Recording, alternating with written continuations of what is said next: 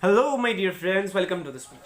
In this video I'll be starting with SY BSc semester 4 Algebra 4, that is nothing but an abstract algebra, unit number 1, groups and subgroups. Okay, so this is the first time you guys has been introduced to abstract algebra.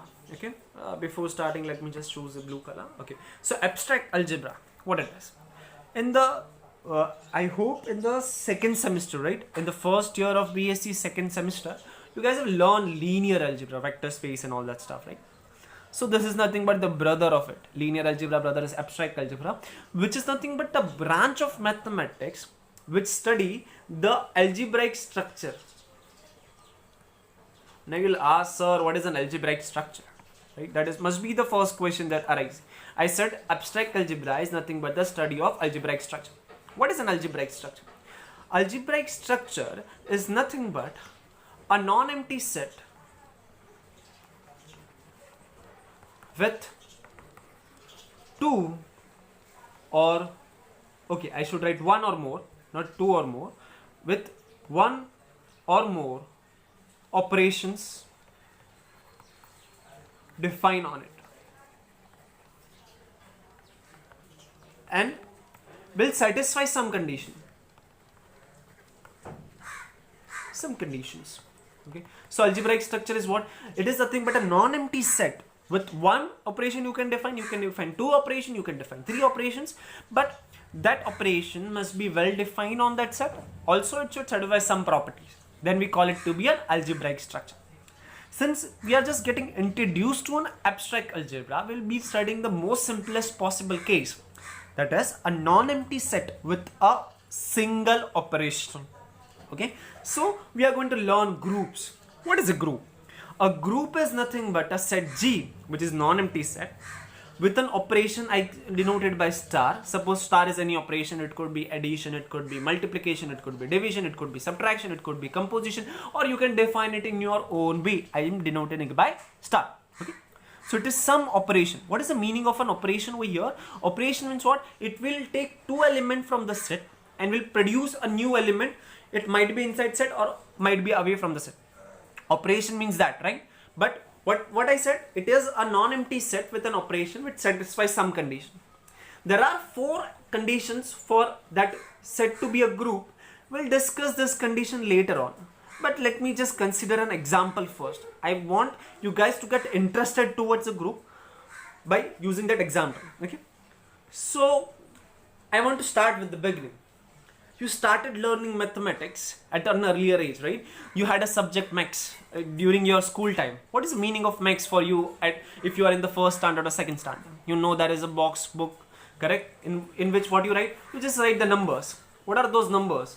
Numbers were 1, 2, 3, 4, 5, 6. And later on you guys know that are nothing but the set of all natural numbers, correct? So we know that the basic set of numbers is nothing but set of all natural numbers. We started with that. And the first operation that you learn is nothing but operation of addition. You started adding two numbers. So what I'm starting with? I'm starting with the two of the most basic thing. And what I will see, is it a group or not? What I said, group is nothing but a non-empty set within one operation will satisfy some condition.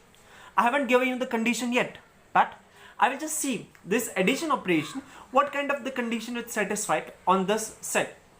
The first thing that you will observe is if I consider any n and m inside set of all natural number and I'll add them, it is m plus n. Will it be a natural number again?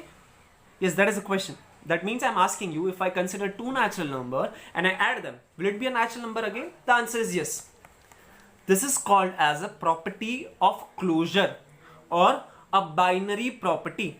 This is the first property, correct? For a non-empty set with an operation defined on it, the first condition for it to be a group is nothing but a binary. That means if I consider any two element inside that set, after applying that operation, it should stay inside that set only. It should not go outside of it, correct? It should stay inside that set only.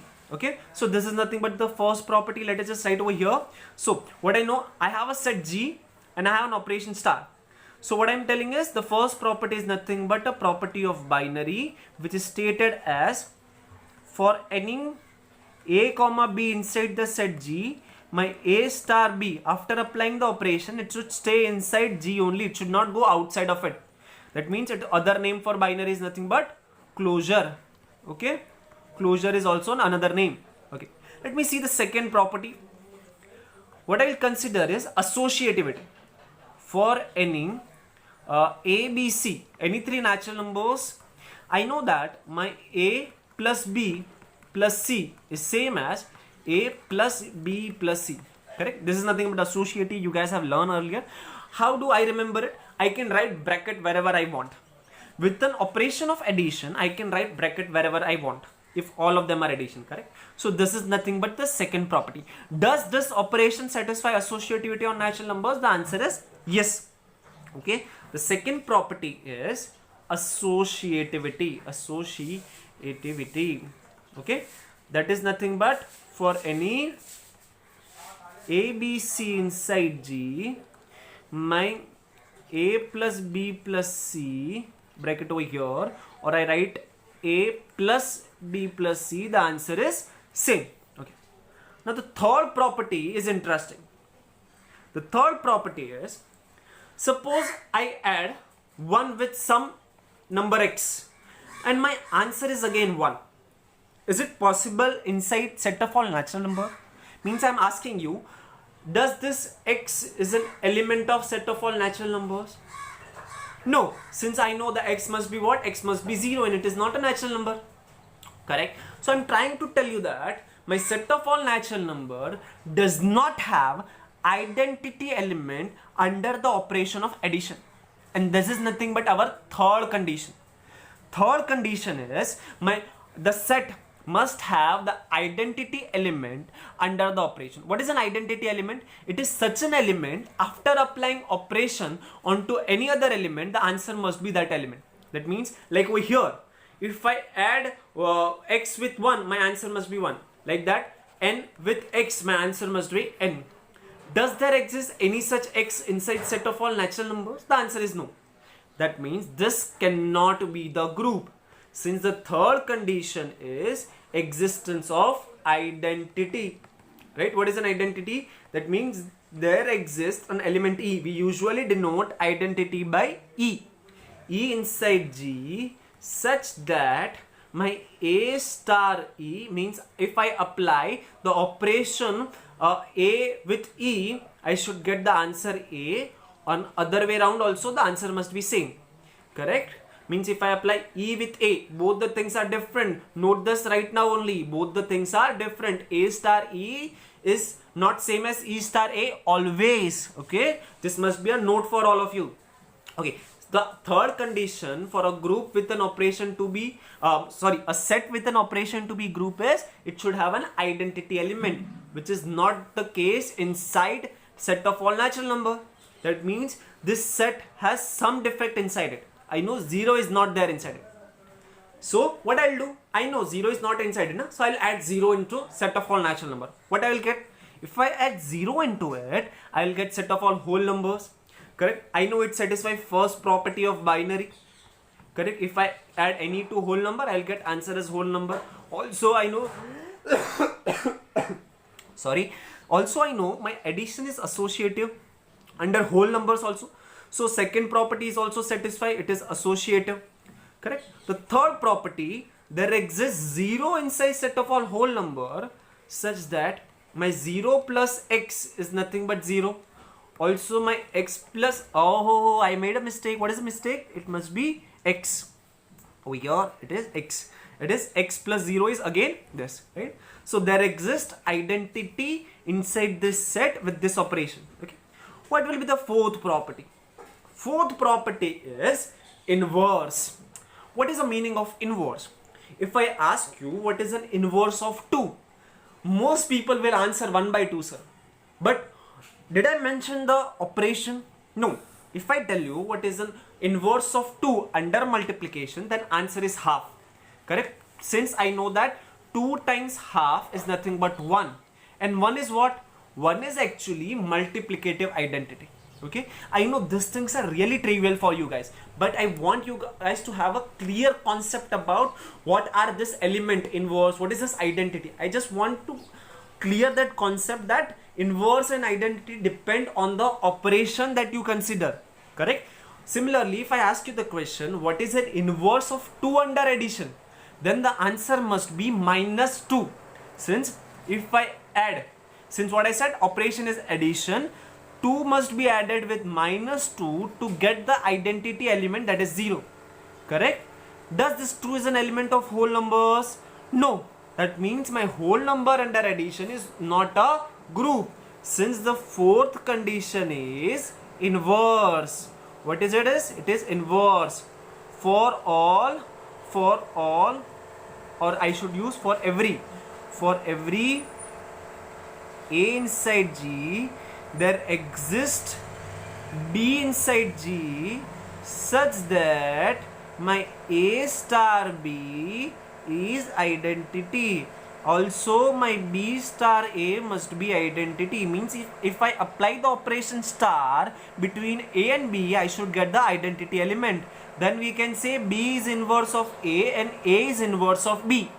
Correct? So we completed the definition. Still we don't have any example with us. Correct? So what is the definition of the group? A group is nothing but a non-empty set with an operation which satisfies these 4 properties. What are the properties? Binary, that is also called as closure. That is, for any 2 element, after applying the operation, I should be still there inside the set G. The second property is associativity, that is trivial. That means wherever you want, you can write the bracket. I have used star plus over here, but that must be star. Correct? Okay, so I corrected myself. You also correct yourself. The third property is identity, means there should exist an element inside that set G such that if I apply that element with any other element, I'll get the same element again. Okay, and there is an inverse, means for every element you choose, there will exist an inverse inside it. Inverse means what? After applying the operation between them, you should get the identity element. Okay, but still we don't have any example, but we know. Now I know minus 2 is not inside it. Correct? Also, inverse of 1 will be minus 1, which is also not inside it, which is equal to 0. So I know minus 1 is missing, minus 2 is missing, minus 3 is missing, minus 4 is missing. Whatever elements are missing, I'm going to add inside my whole numbers. What I will get? Yes, you are correct. I will get set of all integers. Correct? So let's see. Is it a group now? I know group is nothing but a non-empty set with an operation which satisfies 4 property. First is what? My addition is binary under Z. Means if I add any 2 integer, I will get integer again. So if I add any 2 integer, my answer is again integer. Hence I can say my addition operation is binary. Second, addition is associative in Z.